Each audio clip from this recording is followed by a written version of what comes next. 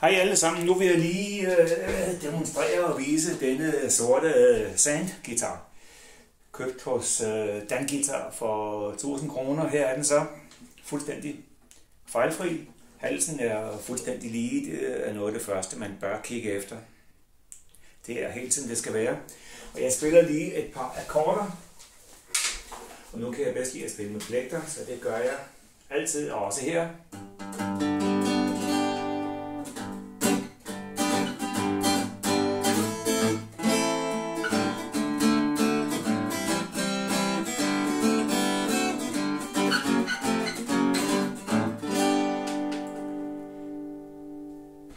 Rimelig stor, pæn og velfungerende lyd, og nu kan I lige høre strengene en af gangen.